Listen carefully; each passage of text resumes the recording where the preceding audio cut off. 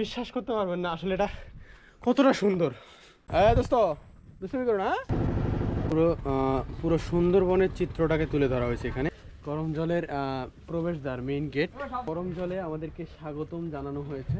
এই যে দেখতে পাচ্ছেন একদম কাছ থেকে হরিণকে খাবার খাওয়াচ্ছে। এই আরে দাঁড়া দাঁড়া দাঁড়া। তো এখানে বিভিন্ন প্রজাতির কুমিরকে রাখা হয় প্রজনন করার জন্য। এই হচ্ছে করম জলের যে ওয়াচ টাওয়ারটা। চলেন আমরা উপরে উঠি। এই হচ্ছে একদম উপর থেকে ভিউটা। ট্রেলে হাঁটা শুরু করে দিয়েছি। এখানে আমরা নিজেরাই গার্ড, নিজেরাই পর্যটক, নিজেরাই ভ্রমণ পিপাসু। আমার স্যারেরা অলরেডি চাঙ্গা হয়ে গেছে, তাদেরকে গোসলের কথা বলা। আসসালামু আলাইকুম প্রিয় বন্ধুগণ, প্রথম পর্বে আমি আপনাদেরকে দেখিয়েছিলাম সুন্দরবনের অন্যতম পর্যটন স্থান হারবাড়িয়া ইকো ট্যুরিজম কেন্দ্র। আমি আপনাদেরকে দাওয়াত রেখেছিলাম দ্বিতীয় পর্ব দেখার জন্য। তো দ্বিতীয় পর্বটি আমি আপনাদের মাঝে নিয়ে আসলাম। দ্বিতীয় পর্বে আমি আপনাদেরকে দেখাবো করম জলের অপরূপ সৌন্দর্য। অবশ্যই আপনারা সবাই এই সৌন্দর্য উপভোগ করবেন, আমি যেমনটা উপভোগ করেছি। হারবাড়িয়া থেকে ট্রলার চালিয়ে আমরা এই মুহূর্তে করমজল ঘাটে পৌঁছালাম। এখানে হচ্ছে আমাদের ট্রলারটি নোঙর করে রাখা আছে। আমরা এইমাত্র হচ্ছে করম জলের ইয়েতে প্রবেশ করলাম। এখন এখান থেকে আমাদের টিকিট সংগ্রহ করা হবে। টিকিট সংগ্রহ করে এরপরে আমরা হচ্ছে পুরো সাইডটা একটু ঘুরবো, ঘুরে ইনশাল্লাহ চলে যাব। পুরো সুন্দরবনের চিত্রটাকে তুলে ধরা হয়েছে এখানে। এখানে কোন জায়গায় কি আছে, সুন্দরবনের পুরো এরিয়াটাতে, বাংলাদেশের যে এরিয়াটা, সেই এরিয়াটাতে কোথায় কি আছে, সেই এরিয়াটার কোথায় কি আছে সেটাই মূলত এখানে তুলে ধরা হয়েছে। এখানে দেখতে পাচ্ছেন, এখানে মানে যে যে জায়গার নামগুলি দেওয়া আছে ঠিক সুন্দরবনের এভাবেই সুন্দরবনটা সুন্দর করে ছড়িয়ে ছিটিয়ে আছে বিভিন্ন জায়গায়। আমরা যে জায়গাটায় গিয়েছিলাম সেটা হচ্ছে এখানে খুঁজে পাচ্ছি না, হারবাড়িয়া। এই যে হারবাড়িয়া, হ্যাঁ হারবাড়িয়া, ওই যে দেখতে পাচ্ছেন হারবাড়িয়া থেকে মাত্র ঘুরে আসছিলাম আমরা। এখন আসছি করম জলে, ঠিক এই জায়গাটায় এখন আমরা আছি। তো ইন্ডিয়ার ওই জায়গাটা হচ্ছে ওই অন্য কালার যে জায়গাটা দেখতে পাচ্ছেন ওটাই হচ্ছে ইন্ডিয়া, ওটা ইন্ডিয়ার মধ্যে পড়ছে আর পুরোটা বাংলাদেশের মধ্যে পড়ছে। মানে সুন্দরবনের ম্যাক্সিমাম জায়গাটা হচ্ছে বাংলাদেশের মধ্যে পড়ছে। যাই হোক, আমরা পুরোটা এখন করম জলের পুরো জায়গাটা এখন এক্সপ্লোর করার চেষ্টা করব, আপনারাও সাথে থাকবেন। এই যে দেখতে পাচ্ছেন করম জলের প্রবেশদ্বার, মেইন গেট। আমরা এখন করম জলে প্রবেশ করব। তো এরপরে হচ্ছে এই যে রাস্তাটা, সেই রাস্তাটা দিয়ে আমরা পুরো জায়গাটা এক্সপ্লোর করার চেষ্টা করব, পুরো জায়গাটা দেখব আসলে কোথায় কি আছে। আশা করি ভালো লাগবে। আমি যেহেতু প্রথমবার আসলাম, আমি জানি না কেমন লাগবে, কি অভিজ্ঞতা আছে, কি আছে ভিতরে। তো দেখি কি আছে, আসুন দেখতে থাকি। এখানে দেখতে পাচ্ছেন করম জলে আমাদেরকে স্বাগতম জানানো হয়েছে কত সুন্দর করে। পাশে একটা বাঘ দাঁড় করিয়ে রাখা হয়েছে, এখানে হরিণ দাঁড় করিয়ে রাখা হয়েছে, এখানে কুমিরের ইয়ে আছে। তো সব কিছু মিলিয়ে জায়গাটা আসলে অসাধারণ, খুব সুন্দর একটা খুব সুন্দর, মানে জায়গাটা খুব সুন্দর দেখতে হয়েছে। তো এখানে আমরা একটু ফটোশ্যুট করব, এরপরে আমরা ওদিকে যাব। তো আমরা একটু ফটোশ্যুট করে নিই, তারপরে ওদিকে যাচ্ছি।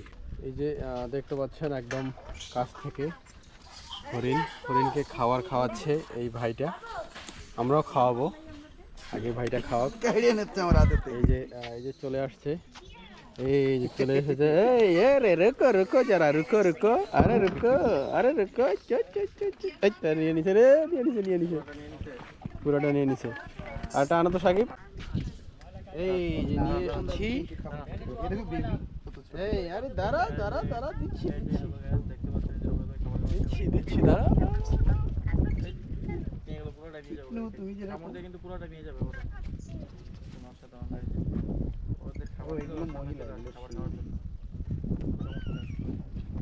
কমাই খা, এত খাইছে এত খাস কা।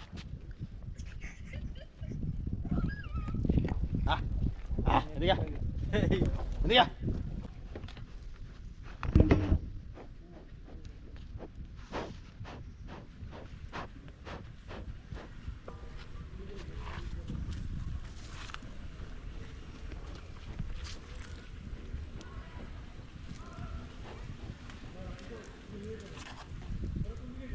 বলা হয় করম জল হচ্ছে কুমির প্রজনন কেন্দ্র।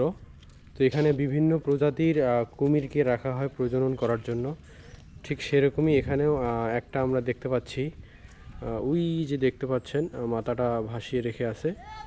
এখানে বিভিন্ন বিভিন্ন খোপে অনেক প্রজাতির কুমির রাখা আছে।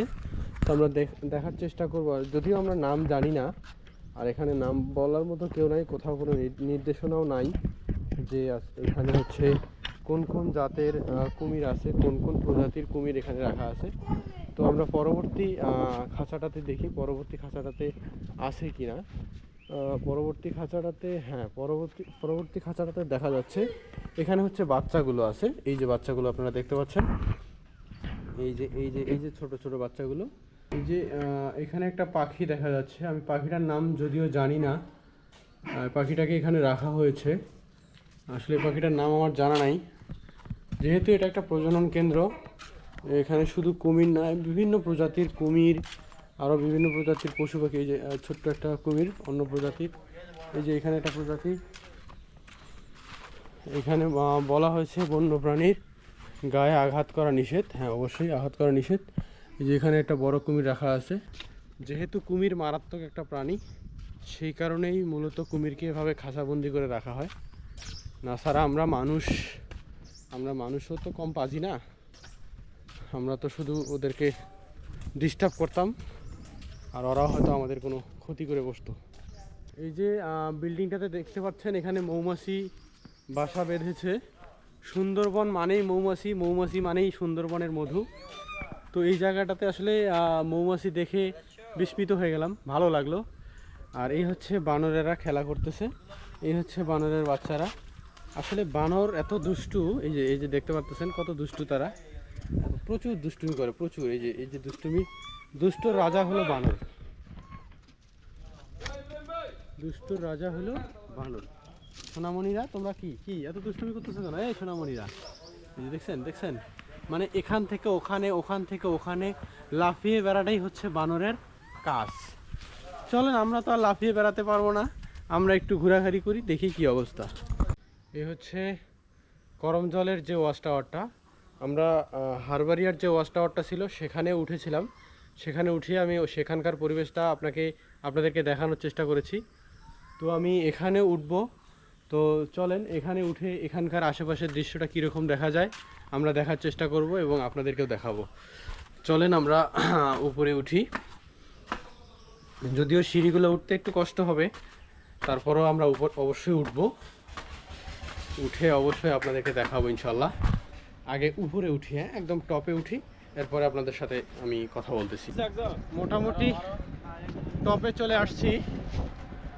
এই হচ্ছে একদম উপর থেকে ভিউটা আমি প্রথমে আগে আপনাদেরকে দেখাবো, এরপরে আমি নিজে দেখব। এই যে চারপাশটা আগে দেখেন, ওয়াও, জাস্ট ওয়াও, মানে কি বলবো, আসলে বলার ভাষা নাই। এত সুন্দর কেন? ওয়াও, দেখেন আপনারা, দেখেন, নিজ চোখে দেখেন কত সুন্দর দেখা যাচ্ছে। এই যে বাতাস, মিষ্টি মধুর এই বাতাস আসলে কি বলবো। এই যে এই পাশটা দেখতেছেন, একদম বন জঙ্গল, এই পাশটা বন জঙ্গল, আর এইদিকে একটা খাল চলে গেছে। এই খালটা সম্ভবত বনের মাঝখান থেকে এসে এই পশুর নদীতে পড়ছে। আমার সামনে হচ্ছে পশুর নদী, এই পশুর নদীতে পড়ছে। আর এখান থেকে ভিউটা যা লাগতেছে, এখানে আমাদের টিমের অনেকেই আছে, সবাই এখানে একটু ফটো তুলতেছে। খুব সুন্দর একটা দৃশ্য হচ্ছে, মাশাআল্লাহ। এনজয় করবো আমরা অবশ্যই, আপনাদেরকে একটু দেখালাম।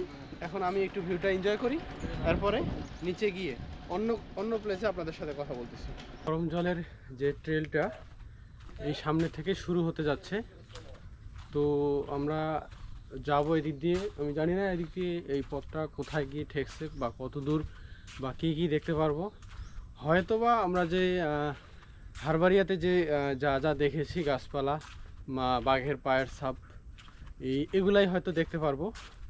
তারপরও আমরা যাব, যেহেতু আসছি, এত কষ্ট করে এত দূরে আসছি, যদি এই ট্রেলটা আমি নাই হাঁটলাম, ট্রেলের আশেপাশে কি আছে সেটা যদি আমি নাই দেখলাম, সেটা আসলে মিস করব।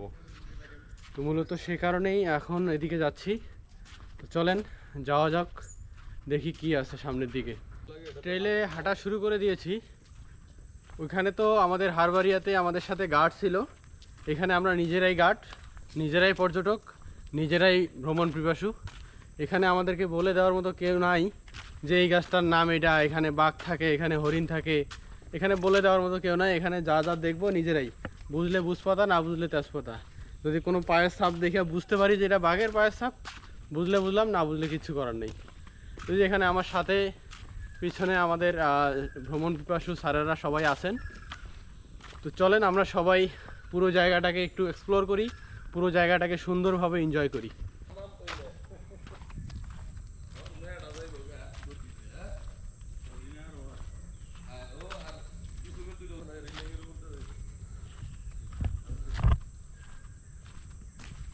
আমার স্যারেরা অলরেডি চাঙ্গা হয়ে গেছে, তাদেরকে গোসলের কথা বলা হয়েছে।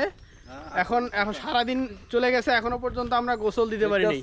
যদি আমরা গোসল দিতে পারি তাহলে আমাদের শরীরটা কতটা ফ্রেশ হবে সেটা আমরা বুঝতে পারবো, আপনারা জীবনও বুঝতে পারবেন না। আমাদের সভাপতি মণ্ডলী স্যারেদেরকে শুনাইছে যে গোসল দেওয়া হবে, এই জন্য এখন আমাদের স্যারেরা সবাই চাঙ্গা হয়ে গেছে। এখন বলতেছে দৌড় মারো, মানে কি আর বলবো, এই জন্য দৌড় মারা শুরু করছি। দেখা যাক এই দৌড় কত দূর দিতে পারি। আমরা অল্প কিছুক্ষণের মধ্যে করমজল ভ্রমণ শেষ করে দিব, একদম ফিনিশ। সুন্দরবন ভ্রমণ আজকে ফিনিশ করতে যাচ্ছি আমরা অল্প কিছুক্ষণের মধ্যে। সেটা তো অবশ্যই আপনাদেরকে জানাবো আমরা কোথা থেকে ফিনিশ করতেছি। তার আগে একটা জিনিস আমি আপনাদেরকে বলতে চাই, এই যে আমার পিছনে যে মানুষগুলো দেখতেছেন, এরা হচ্ছে একদম পাগল।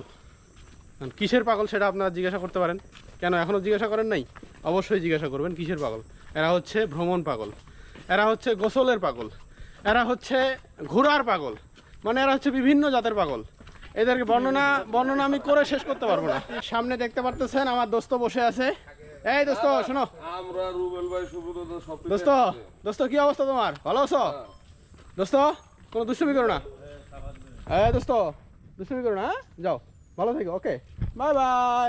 স্যার যাচ্ছে, স্যারের দোস্তদেরকে স্বাগত জানানোর জন্য। পিছে পিছে আমরা, আমাদের লিডার সামনে, পিছে আমরা। দেখেন সবাই দেখেন, এতক্ষণ কিন্তু রাস্তার মাঝে তারা ব্যারিকেড দিয়ে রাখছিল, এই লিডার যাওয়াতে রাস্তা ছেড়ে দিছে। এই সাহস থাকলে আয়, লিডারকে সামনে দিছি, আয় লিডারকে সামনে দিছি, আয় কিরে আমি লিডারের সামনে দিয়ে রাখছি, আয়। ইতিমধ্যে আমাদের সুন্দরবনের দ্বিতীয় পর্বের করমজল ভ্রমণ আমরা শেষ করে ফেললাম। সেই সাথে আমি আজকে সুন্দরবনের যে ভ্রমণের যে ব্লগটি, সেই ব্লগটি আমি এখানেই শেষ করে দিচ্ছি। আজকে আর আমি আপনাদেরকে বিরক্ত করব না, অনেকক্ষণ ধৈর্য ধরে আপনারা আমার ভিডিওটি দেখেছেন, সেজন্য আপনাদেরকে অনেক অনেক ধন্যবাদ। যদি আমার ভিডিওটি ভালো লেগে থাকে অবশ্যই আপনার মূল্যবান মতামত আমার কমেন্ট বক্সে জানিয়ে যাবেন। আপনার সুন্দর মতামত দেখে আমি আরও কোনো জায়গায় গিয়ে আরও ভালোভাবে, আরও সুন্দরভাবে একটা ভিডিও করে আমি আপনাদেরকে উপহার দিতে পারবো ইনশাল্লাহ। অবশ্যই আপনাদের মূল্যবান মতামত আমাকে জানাবেন। সেই সাথে আজকে সুন্দরবনের ব্লগটি এখানেই শেষ করে দিচ্ছি। ভালো থাকবেন, সুস্থ থাকবেন, যে যেখান থেকে যে অবস্থায় আজকে আমার এই ভিডিওটি দেখলেন, আপনাদের সবাইকে অনেক অনেক ধন্যবাদ এবং আমার সালাম। আসসালামু আলাইকুম, খোদা হাফেজ।